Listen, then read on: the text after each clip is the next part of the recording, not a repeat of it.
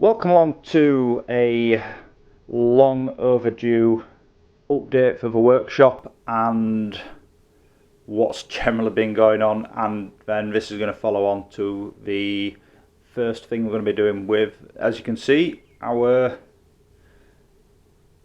new Porsche 911. Well, new to me. I still pinch myself. I cannot believe I own this car, and it is astonishing. So I've had a 12-month break from cars after stripping the M5 for parts and deciding to go down the M3 build route with the S62 and getting a rolling shell for the M3. I found that the shell had been in an accident. Well, I can't really call it an accident. Somebody had T-boned it.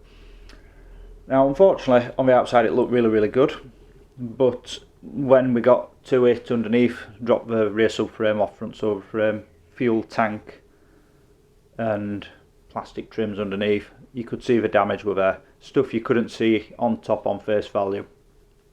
So I'm a bit gutted about that. That were a lot of money in the hole and it killed all enjoyment for cars. So I've been working hard, working 12-hour days, 5 days a week, and saving a lot of money to buy this. Yeah, I'm well happy. So we'll get into it and we'll get cracking on the first maintenance / modification upgrade, what we're going to be doing, and we're going to be fitting a Design Tech Valvetronic exhaust and making it work as per factory. So this car didn't come with the Valvetronic exhaust option, but it is a very nice option to have, and which is the valved version. So it allows a vacuum control valve to open a flap within this portion of the exhaust here, and it basically allows that nice sporty sound. It's the equivalent to the factory Porsche PSE system, but this one's lovely stainless steel and very nicely made as well. So it's available from Design 911, and if you're a Porsche Club UK member then you get a decent discount as well. So it's not going to break the bank for what it is, and for workmanship and good quality items, yeah, this is the sort of thing you want. So some ancillary bits that you're going to want with it, you're going to want a couple of flange gaskets to go to the catalytic converters, obviously the new securing bolts, and then you're going to need some pipe flange joining pieces as well. Now Porsche uses a really weird size of pipework. It's not a standard pipework that I've ever come across before on other exhausts, so it's 60mm. I was going to look at using V-band clamps on either end of this for quick release for maintenance, but I'm going to reuse the bandage band clamps which are on the original exhaust. Nuts and bolts on that thing are probably going to be rotten because of where it sits. You know, it's really low down at the rear of the car and it's very exposed to the elements. Start off with, at the back, we're going to have to remove the rear bumper. Now that's not a majorly difficult job on this car.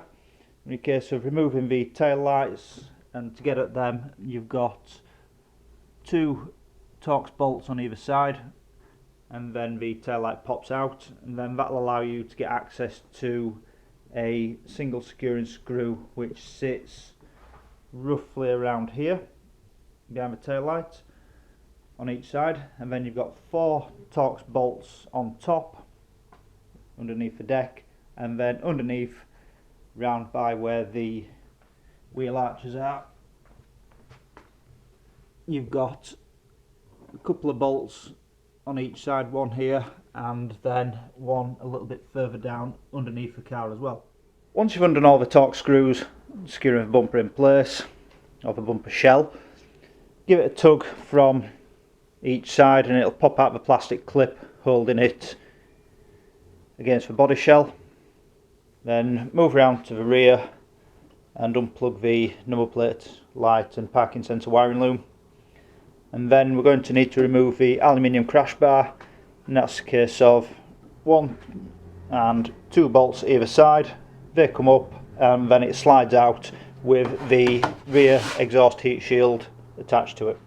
Once you've got the bumper impact bar off, you'll be able to then get access to the exhaust, and as you can see, the securing bolts for the midsection to the cat are mega crusty, so they're going to have to be dealt with by cutting and grinding off, as are the bolts on the midsection to back boxes. So if you wanted to reuse your exhaust, then you're going to have to come up with a way to get that clamp off. If not, like me, then I'm just going to use a reciprocating saw and cut here, and then cut just in front of the cats once the back box is off, and then that'll give me the access I need to be able to grind out the corroded bolts. To get access to the secondary silencers on each side, you're going to have to remove the moulding that allows the bumper to clip into place. You've got 1, 2 10mm head socket bolts there. You've got 1, 2 bolts there, 10mm again. Inside the wheel arch, you've got a 10mm there, and then you've got a couple of Torx T25s. Once you've done that, it should be able to pop off nice and easy. And it also gives you opportunity to give everything a nice good clean whilst you're under there as well. So all the parts are taken off, they're going to get jet washed before they go back on to make sure they're spotless. Then to get the silencer off, it's not too difficult. You've got a couple of skewering mounts holding it to the catalytic converter, and we've cut it here already, so once that's out of the way, you can see it's nice and loose. We'll be able to remove that, and then we can cut just in front of the catalytic converter up here, and then that'll allow us to get plenty of room to grind off these bolt heads, which are all corroded once the middle silencer or the primary silencer is out of the way. So start off with a small pilot drill, bang in the centre of the corroded bolt, and then that'll give you your datum, so you can gradually step up in size, and then you don't run the risk of overlising the holes on the cat flange or having the drill wander and drill in somewhere where you really don't want to. So you start off with 4mm, then work your way up in 2mm steps, 6mm, 8mm. Once you've drilled out the holes to your desired size, I've decided I'm going to utilise M8 stainless fixings. So I'll drill these out to 8.5mm. Give the surface face a nice quick wipe down and a rub over with some sandpaper to make sure that there's no high spots, and remove all old traces of gasket. And then you are ready to start fitting your cross pipe or new middle silencer if you're going down that route. So when you put it on loosely, don't tighten everything down because you're going to need a little bit of adjustment for once the back box is on, so everything sits correct. 1, 2, 3. Once you've got the middle section on, this is what it'll look like. Don't forget to reattach the support brackets for the back boxes. And as you can see, the fixtures and fittings are all now in nice A2 stainless steel. So we should have no issues with corrosion on them in future. And every other nut and bolt that gets taken off the exhaust system, it'll be replaced with stainless as it goes back on. So we'll start fitting the back boxes, and then we'll be able to align it all up and refit the clamps between the X pipe and each back box as well. Once you've got your back boxes fitted, and then tighten them down onto the brackets, make sure you get the orientation of the hangers the correct way around, otherwise you'll never be able to get them back on. Then you can tighten up the cat to midsection 3 bolts, give it all a wiggle, make sure it's all settled nicely, and then you can tighten up your band clamps. If you're reusing the original Porsche band clamps, I suggest you fit in stainless steel nuts and bolts to it, otherwise you'll never get them off again if you use normal mild steel. And then we can now move on to the actuators for the vacuum, which control the flap inside the exhaust. So when the engine is off, they automatically open, and when the engine is on, it draws a vacuum into the actuator and pulls the actuator rod and shuts a butterfly valve inside. This then allows the exhaust to be diverted through all the way around the exhaust as normal. When the butterfly valve is open, the exhaust inside basically takes a shortcut and allows a bit more of a sportier tone. If you wire it into the DME, or the Porsche engine control system, then between, I believe, 10 and 25 mile an hour or thereabouts, it won't allow you to have the exhaust valves open due to noise emissions within Germany and various neighbourhoods. I mean, it's only fair, nobody wants loud exhaust first thing in the morning. But I'm not going to be utilising the factory wiring. I've bought the factory buttons, and I'll show you that, and I'll show you how to wire them up. But I've created a sports exhaust control system which will allow me to have the exhaust open or closed at any time I want. So that should work really well. So the control unit box is currently on the 3D printer finishing off. Then once it's done, we'll show you it and show you the wiring. Then I'll put a picture up of the wiring diagram as well. But before we get to that, we've got to put the vacuum lines in. If you've got a sports exhaust already and you're replacing like for like, then you'll have the vacuum pipes there already, so that's not a problem. If you haven't, like this vehicle's got the Sports Chrono package, so it didn't have the PSE option, then you have to run the vacuum pipe. The exhaust comes with lengths of blue vacuum pipe.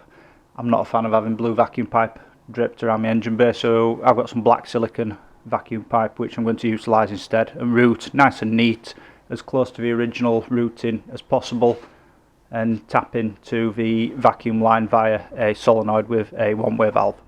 So to route the vacuum lines for the actuators, we routed our black silicon pipe through the exhaust heat shield onto the actuator. Then behind there is a 20mm hole on each side of the bodywork which goes through to the engine bay.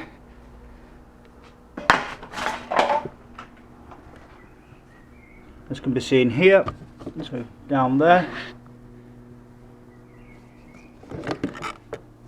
So to protect the silicon hose, if you put a blind grommet in there with a small hole poked through it, then it'll stop the silicon hose from rattling and chafing and cutting itself through. Then on the opposite side, do the same again. You can see right down in the bottom there under the coolant reservoir. And then route the vacuum hose across the back of the airbox, behind the airbox to where the transmission solenoid vacuum line is. Then tee it off to the one that's come through from this side. Then from there you'll want to take another silicone hose and route it safely and securely and zip tie it in place. But don't zip tie it in too tight, otherwise it'll kink, to wherever you've mounted your solenoid. So we've mounted our solenoid here on the right hand side of the intake plenum using a factory bolt, and then from there you'll want to take your vacuum source back down the way you brought that pipe up, and then tee into the solenoid for the transmission vacuum using a one-way valve. So make sure the one-way valve is pointing towards the engine. So if you're unsure, stick your lips around it, give it a suck, and you'll be able to feel resistance if it's the wrong way. or you'll be able to moderately draw air through it if it's correct. Once you've finished routing your vacuum lines, you can then put your bumper back on. We've given everything a good clean, and we've reused the original exhaust tips as well. So the clamp which secures them had to be cut off, as previously the bolts had been over tightened by the look of it and stripped the threads, so there was no amount of persuasion getting them off, so they've been cut off. Everything's been jet washed that came off, so all the plastic panelling from behind the bumper is now clean, and the exhaust is now ready to go. Once we get the electronic side of it sorted, the enclosure for the control system has finished being 3D printed, so we'll whip that off the bed.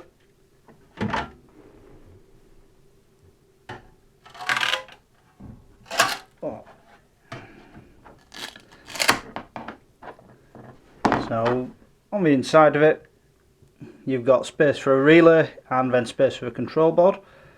So the control board we're going to be using is this latch-in relay circuit, which basically means that once the push-to-make switch for the sports exhaust is operated on the dashboard, it'll latch this relay and then allow 12 volts to go out to the solenoid to allow vacuum to go down to the actuators to open the butterflies, which will then give the exhaust a more sportier sound. The reason for a relay, just a standard 12 volt automotive relay in there, is we also need to send a ground signal back to the switch panel. So it's pins 10 and 11. I believe pin 10 is the switch output, and I believe ground is the pin 11, and that allows the LED on the dashboard to turn on, so you know that the system has been activated. So that'll be activated as part of the latch-in relay there, and one of the contacts will be linked to earth, linked to ground, and the other one will be sent back to the switch. Once you've put your replacement switch panel in with the exhaust option, you need to remove the red multi-plug and then separate it from, as that's just a cover, then separate it from the black plug underneath. Then you need to feed two wires, as you can see there.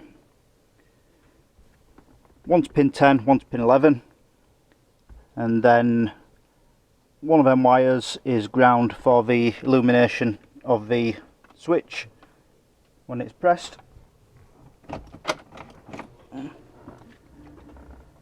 As you can see, it's illuminated, and you can hear a click going on, which is coming from under here. That's a relay activating the bridging of the latching circuit, so the system will operate. So you need to route your wiring as you see fit, and the switch is very easy to come in and out, it just pops in and out. So just grab hold of it from underneath and gently pull it towards you, and that'll release it. Then in the engine bay, as you can see, we've got our solenoid and the wiring there. So the wiring comes under the black plastic trim into the sound deadening, then it goes up through rubber grommet into the parcel shelf area, and then that has been routed all the way down to the front of the car. So when this solenoid is activated, the vacuum is allowed to flow, and then that should turn off the sports exhaust. So we'll cold start the engine so you can hear what it's like on cold start, and then we'll wait for it to warm up after a few seconds, and then you'll be able to hear what the open valve sounds like and the closed valve.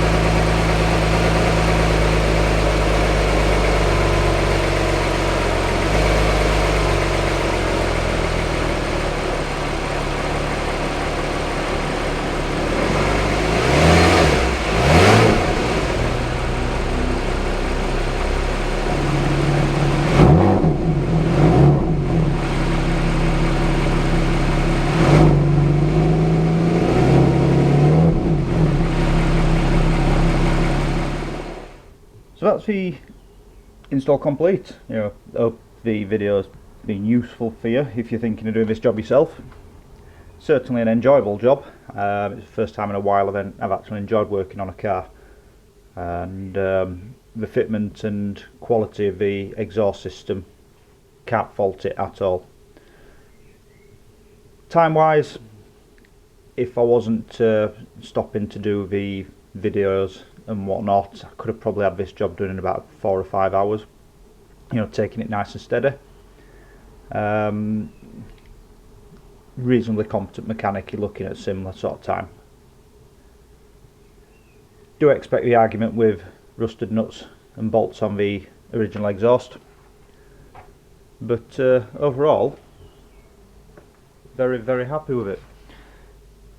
So if you like the video, subscribe, and we'll see you again.